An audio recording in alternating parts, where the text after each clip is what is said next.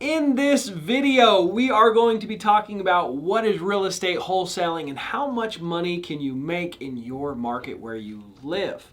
So I hope you guys get a ton of content. I imagine since you clicked on this video, you're in the beginning stages of learning what wholesaling is, how much money you can make. You know, you're just getting started and you want to see if this is a good fit for you. I want you to understand that I went from a window cleaner, I was literally washing windows for a decade, going into real estate wholesaling. My third year of wholesaling real estate, we made we made over $1 million. We made $1.2 million wholesaling my third full year of wholesaling. So I want you guys to understand how that is possible and how you guys can get started. So let's dive into this content and let's get you started.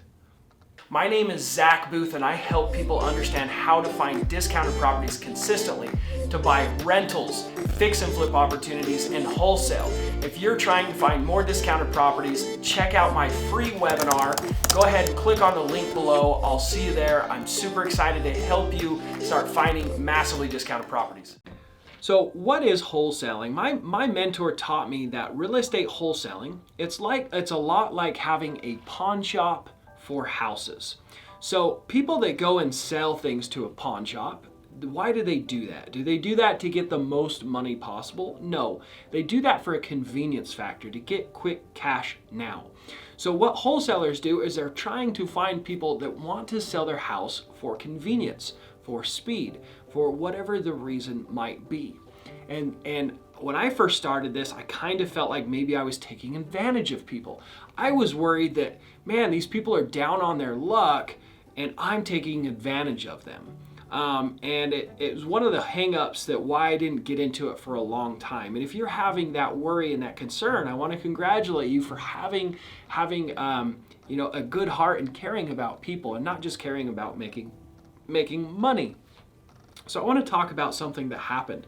So I met a gentleman that was a very, very wealthy investor, and I was washing windows for him. He was a developer, and I told him I wanted to pick up 2 rentals. And he said, that's so convenient because I've got these 2 rentals. I haven't collected rents in 4 months. A property manager bailed on me. I don't want to deal with the evictions. The real estate agent was supposed to go in there and deal with that, and they're dragging their feet. I would just love to sell them. He gave them to me seller finance. He gave them to me for a major discount.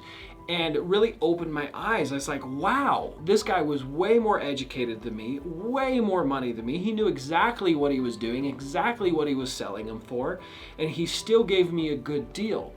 And it was a wonderful experience because I realized that I was helping him by buying these houses, and he realized he was helping me by giving them to me at a discount, and it was a win-win situation.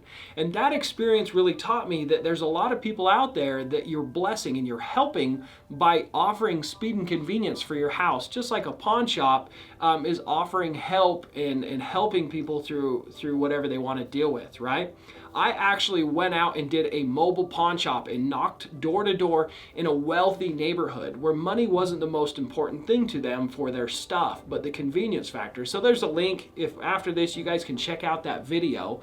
But I showed how easy it is to pick up stuff for 50 cents on the dollar out of people's garages and make hundreds, if not thousands of dollars. I use the same sales tactics. I use the same scripts and conversations that I do when I wholesale real estate, when I negotiate with those sellers. So go ahead and check that out if you're interested in seeing how a pawn shop is so similar to wholesaling houses. My first official wholesale deal that I ever did, the seller contacted me. I had sent him a postcard to his address. It was a rental that he owned. He called me and he said, "Oh, that's really awesome that you sent me this postcard. I would really like to sell it." So I started asking about this situation, how much they were trying to get and why they were selling. I found out that he was selling the house because him and his partner had owned over 100 rentals at one point. And this was the very last property that they owned. The partnership had gone sour and they wanted to just go completely separate ways. And it was the very last property that was keeping them on the phones together. And so they both wanted it gone. They gave me the number they wanted, which was $80,000. I put the property under contract for $80,000. I ended up selling that purchase contract for $10,000. So the end buyer paid $90,000 total. He paid $80,000 to close and he paid me $10,000 to buy my purchase contract. So I was able to make $10,000 and help this partnership be able to liquidate their final property. They were much more experienced. This was only my second creative real estate deal, and they had done hundreds, if not more than that, and they understood what they were doing. I didn't take advantage of a single person to be able to make that kind of money. I offered them a solution, and that's what they chose to accept, right? So what exactly is real estate wholesaling? Real estate wholesaling is where you go out and do the marketing and you find these people that want to sell for speed and convenience. Once you find those people, you negotiate a price and get the property under contract. That is step 2. So step 1 is find the seller. Step 2 is get the purchase contract. That purchase contract needs to be an assignable purchase contract. What that means is in that contract, there's a paragraph that allows you to assign or sell that purchase contract to a different buyer. So that allows you to do the third step, which is to find a buyer that wants to buy that purchase contract. So the way we do that is we have an email list with all of the investors in our market that are interested in buying these purchase contracts from us. Once we find someone that's willing to pay the amount we have it under contract for, plus our assignment fee, we put together a purchase contract with them. They're not buying the house from us because we are not real estate agents. We are not brokeraging the property. We are selling our purchase contract. We are selling the rights to close on that property through that purchase contract. So we write up an agreement to sell our purchase contract to that new buyer, and he agrees to a certain amount to buy that contract from us. And there's also terms in there that he closes on that purchase contract within a certain amount of days. And we send all of that paperwork. We send the original purchase contract plus the assignment contract, right? The assignment contract to the new buyer, to the title company. All that paperwork gets dealt with by the title officers, the end buyer, and that we've assigned it to, and the seller go to the title company, sign. I don't even need to show up to the title company to sign at that point. And the title company, after closing, sends me my portion of the deal, which was written out in the paperwork. So if you're trying to get contracts and learn how that works, I highly suggest that you talk to a real estate attorney that knows and understands and specializes in real estate wholesaling in your market. That way you're following all of the rules and regulations that are required. If you are a real estate agent, you need to talk to your broker about what the rules and regulations are around wholesaling as a real estate agent, because agents and brokers have to follow different policies than someone that doesn't necessarily have a license, who's just a real estate investor.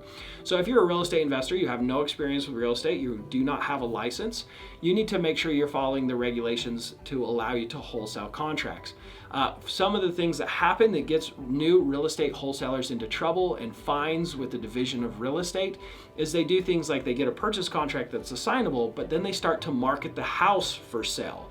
The house is not for sale, the purchase contract is for sale, right? You do not have a license to broker and sell a piece of real estate. And so if you start marketing that house for sale and posting it on Craigslist and even posting it on the MLS that you're selling this property, you can get flagged and ticketed for brokeraging property without a correct license, right? And so you got to make sure you're brokeraging and selling your purchase contract, not the property. So that's what wholesaling is. And now I'm sure you want to know, okay, well, great. I know what it is. How do I make money, and how much money can I make? So like I said, my third year in business, we did $1.2 million, or just over that, from assigning purchase contracts. We had a couple flips in there, but over 80% of those deals came from wholesaling purchase contracts. So what I want to say is, if you have real estate investors, if you have wholesalers, if you have people doing real estate deals where you live, this can be done. All 50 states, it can be done.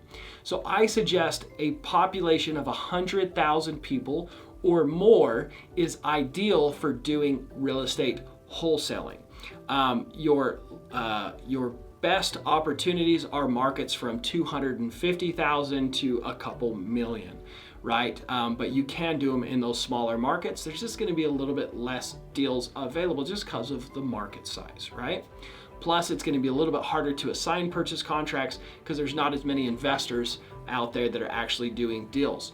What works really well is when you have lots of investors, lots of flippers, lots of buy and hold investors, and you send out that email blast with an opportunity, they fight over the deal, you get the most amount possible. But if you're in a small town of 100,000 people or less, it gets a little bit harder because maybe there's one or maybe two flippers that are actually active doing deals.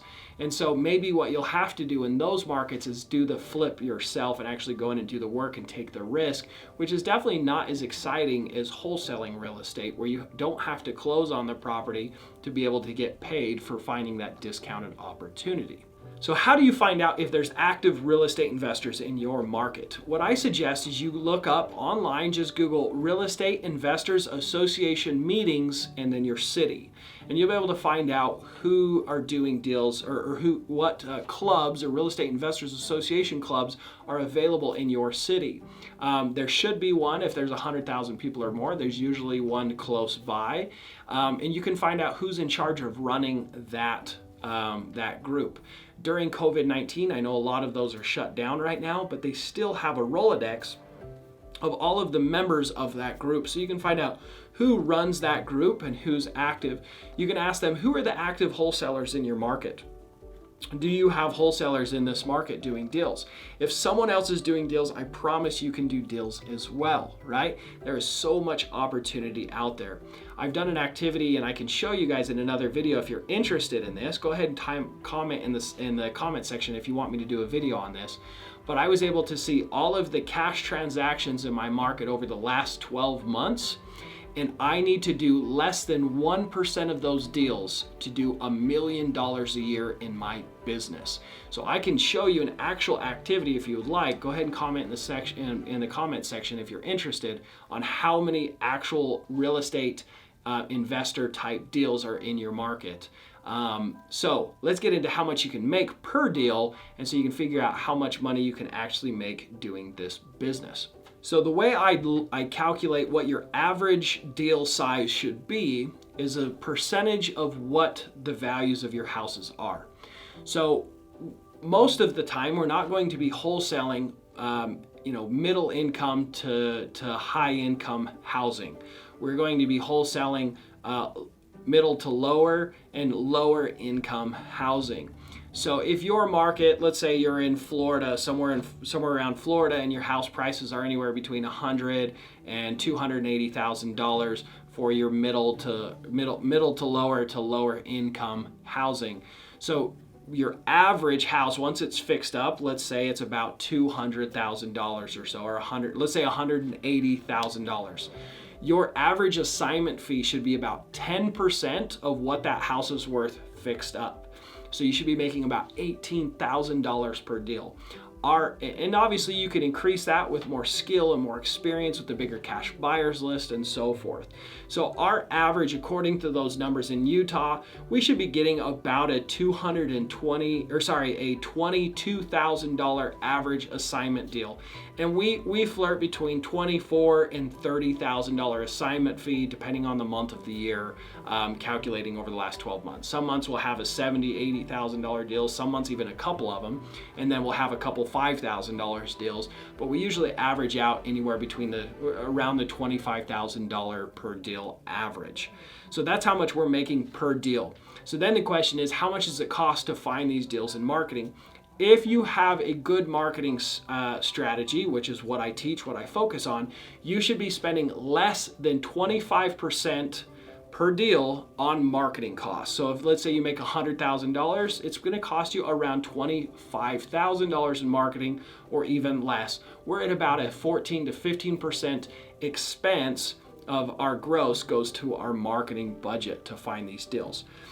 So $1 million in income, I expect to spend roughly $140,000 or so in marketing.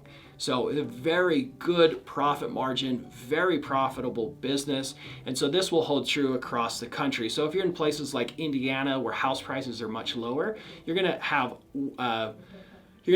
a large amount of deals, right? Your deal size will be smaller, but the expense to find those deals is going to be much lower as well. But like places like California where you have a higher price point, or places like Portland, Oregon, like some of those places where there's higher inflation, higher values in your houses, where your lower income is $300,000 to $400,000, it's going to cost you way more in marketing. That's why people say it can't be done in some of these more competitive markets. It's nothing to do with being a competitive market. It has everything to do with the price point of the houses being higher, so your average deal size is higher and the average cost per deal increases as well. So this can be done in any market, but hopefully that gives some clarity on the amount of money that can be made and how much you can expect to spend to be able to find these deals. If you guys have any more questions, or if I can help you in any other area of your real estate business, feel free to comment in the comment section below, and I'd love to help you. Thank you so much for joining me. Don't forget to hit the like button. It does a huge favor for me and really promotes this video to others that might be blessed from this. If you got some value, make sure you hit that like button. Thanks again. We'll see you in the next video.